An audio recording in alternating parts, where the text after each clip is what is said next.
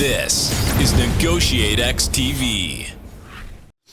Yeah, so Julie had brought up that, you'd work with a client or you were observing this. They would do all this preparation. They knew the plan going into the negotiation, but then they would revert back. How do you, as a coach, kind of get your clients to start following through with the plan, with all the preparation that they're doing, to have them have some sort of successful, negotiated agreement? Yeah, I mean, let me just be clear. Many do, and many can, and many follow through some parts of the plan. What I find when people don't follow through is that there's something that they come back with that feels a lot like regret and shame. And the thing that I have found, and my clients, right, because I give them the choice, I sort of put it out there and say, where do you want to take this? The thing that my clients have found and that I've come to believe is a more productive path is not so much to go back to, okay, what part of this did you not learn and how many times do we need to rememorize it, or do you need cue cards or whatever it is? Right. It's much more about uncovering that reaction of shame and regret, and right, because in that story is usually the like the kernel of what it was that got in their way when they went to execute in the first place. Some Right. version of, I can't do it, I'm not enough, I'm under pressure, I'm going to get fired, right? Whatever it is. There's going to be an escalation, I'm going to look bad, right? And normalizing that a little bit and letting people process that emotion, right? And really think it through. One of the things that I often like to do with people and say, so what's the, do the worst case analysis. So what's the, okay, let's imagine that that it does get escalated and it does look bad for you. What's the consequence of that? And then what's the worst thing that can happen? And then what's the worst thing that can happen, right? It's almost like, when little kids are afraid of monsters under the bed, you kind of want Right. to take them under the bed with a flashlight and sort of shine it around. You have to look Yeah. under the bed and really look into what's the actual fear and what the impact would be for me Right. before you can actually put it aside, right? Just saying put it aside is really lovely, but we're human. It's hard. Right. It's just really, really hard. And that has seemed to be um, more of a shift for people than anything else.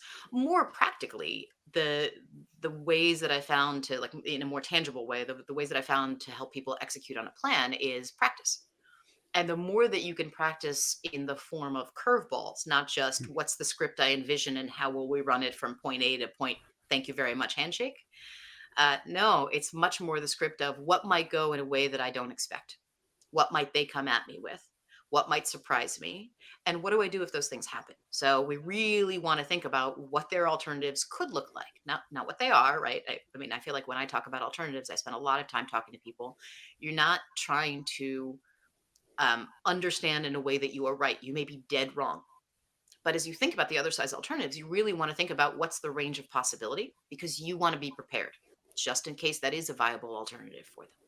So really thinking about, doing some scenario planning, really envisioning where things could go south and what you want to be ready to do in response tends to help people with following through on a plan. Yeah, I love that. So it just made me kind of reflect back on, my journey, my military career. I was very fortunate to be able to spend a short stint of time within a unit inside the special operations community. And I mean, this is like the best soldiers. And I had the opportunity to lead a small group of them.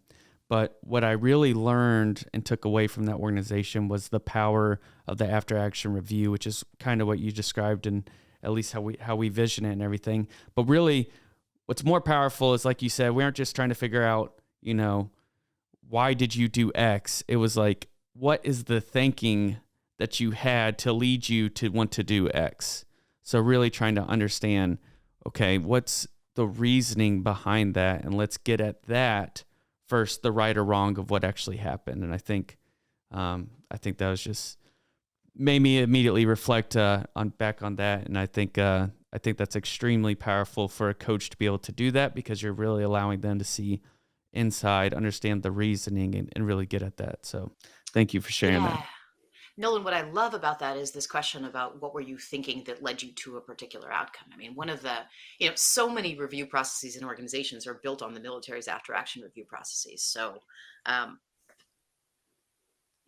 that's an important piece. And I think it sometimes gets lost because sometimes those reviews sound like, what did you screw up? Right. And if we're looking for creativity, innovation, right, for people to solve complex problems, Right. if the moment that you review something that didn't go perfectly starts with, what did you get wrong?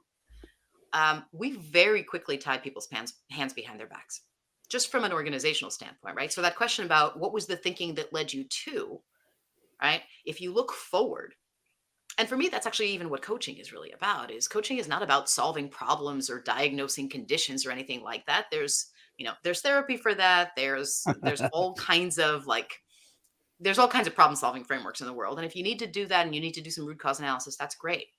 But when I think about what helps people be successful, right? If you look into the work of Martin Seligman and some of the positive psychologists, it's pretty clear that if you focus on what's positive and what's possible, we trigger the parts of our biochemistry that actually help us be successful, that help us think, that help us be creative, that help us be engaged, that help us be committed, that help us get motivated. And so looking at it from the perspective of what were you thinking and what could we do differently or better next time is so much more powerful than what did you get wrong and why. Yeah, absolutely. And I think kind of changing gears here, if it's okay, Julie. So when we looked back at your interaction with your previous client, it came out, he's like, I'm Black, right? What kind of gender considerations do you see as a woman who's able to step back and observe women who are in the negotiations process? I mean, it's something that Aram and I may know very little about, but I'm sure you can shed a lot of light on. So I want to be careful here. I am not an expert. I am one woman living in a woman's experience. But when I think about this, I think about the way in which people who are perceived by society as other engage in negotiation and leadership. So it is completely different whether it is other because of the color of your skin, or whether it's gender, or whether it's age, or whether it's range of ability, or whether it's sexual orientation, whatever it is. Right. But otherness tends to create stories for people that get in their way, and tends to create stories for people we negotiate with that get in their way. So there are for sure some patterns, and they're in the popular literature, but I've met lots of women who don't fall into those patterns at all. So some patterns that I've observed, certainly in myself and in many of the women leaders that I work with, a tendency to think about the other side and talk themselves down. We have a tendency to negotiate against ourselves before we get into the conversation. I was just talking to a woman yesterday who was offered a role in another organization. For a variety of reasons, she was not interested in taking it. She really loves her work. She leads a couple of really vibrant teams. She's really excited about what she does. She loves her organization. She loves her leadership team. But she's pretty significantly underpaid. And she learned that through this offer. And as she started looking around the industry, realized she's pretty significantly underpaid. So she came out and she said, okay, I'm thinking about going to ask for a raise. But I'm not sure if I want to rock the boat, and I really like this job, and I'm not sure what to do. And, I figured I'd just make a list of thoughts. And she shared this list of, it was like 14 bullet points.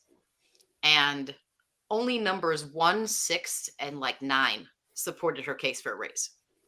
All of the others were reasons why she shouldn't get a raise. Well, my benefits are good. I have flexibility. As I said to her, I said, I wonder what would happen if you sorted your list in order from pros to cons, and then just deleted the bottom. Right? What would that do? And we were in a conversation with a bunch of other women leaders at the time, and many of them chimed in and basically said, what would you do if you were a white man?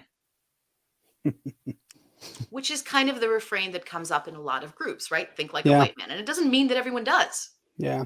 But there is this sense of, if you believe that you were entitled to something, what would be possible for you? And it's a question I ask a lot of women leaders. It's a question I ask a lot of leaders who are or perceive themselves in some way as other from the dominant demographic in their organizations or in their societies. Hey, thanks for checking out this video on NEGOTIATEx TV. If you found any value at all, please hit the subscribe button, hit the notification icon if you want to be notified of future videos. And then we also have a couple videos over here that you might be interested in checking out. If you and your small business, your team, are looking to get negotiations or leadership training, then you can head over to negotiatex.com and learn more about the coaching services we offer. Thanks, and I'll see you over in the next video.